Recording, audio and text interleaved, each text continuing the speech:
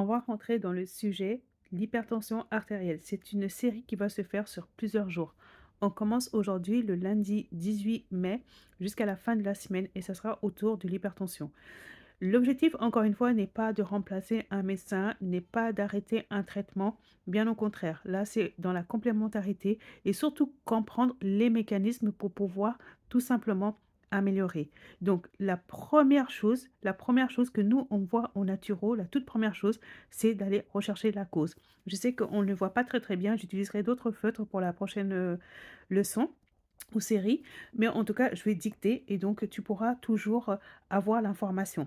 Toujours, toujours, toujours, quoi que tu as, va identifier la cause. Comme ça, tu seras capable d'apporter en phase de cette problématique les solutions ou remèdes adéquats. Parce que tant que tu ne te poses pas, tu ne peux pas savoir. Et c'est là où tu risques de tourner en rond sans avoir réponse à ta question. Donc, première cause, ça peut être lié à du diabète.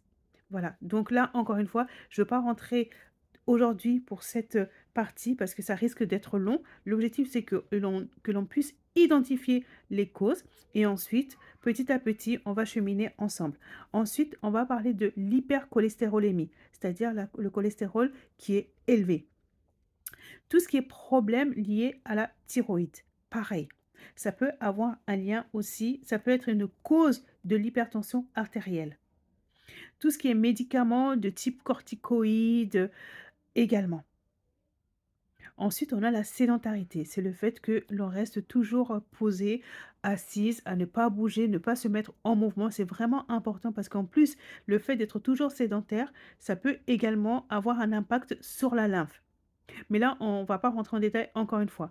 Ensuite, on a tout ce qui est poids et surpoids. Nous avons le tabac également et l'alcool qui peuvent être l'une des causes de l'hypertension. On a le stress. Et oui, j'expliquerai le mécanisme également du stress et le lien du coup avec l'hypertension. Ensuite, on a tout ce qui est plantes hypertensives.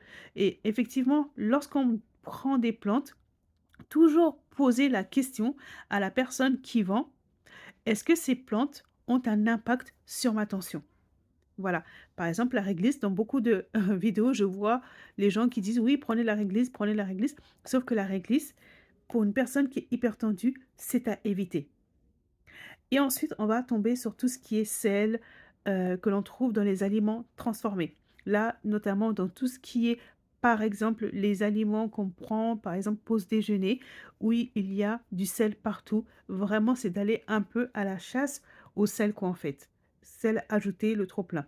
Voilà, là, aujourd'hui, l'objectif, c'était vraiment, encore une fois, de dire: «Bon, bah, voilà, on va à la recherche de la cause qui me ramène ici».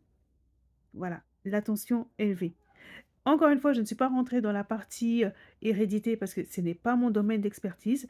Là, j'évoque vraiment, hem, les points où l'on peut intervenir, où l'on peut proposer, mettre en place des actions pour corriger, pour soutenir, encore une fois, tout traitement, même conventionnel. L'objectif, on est vraiment là de se dire: on soutient, encore une fois.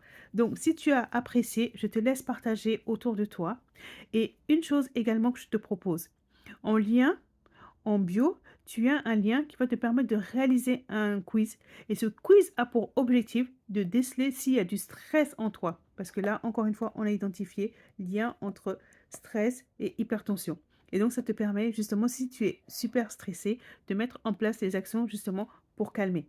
En attendant, prends soin de toi et à demain pour la prochaine série.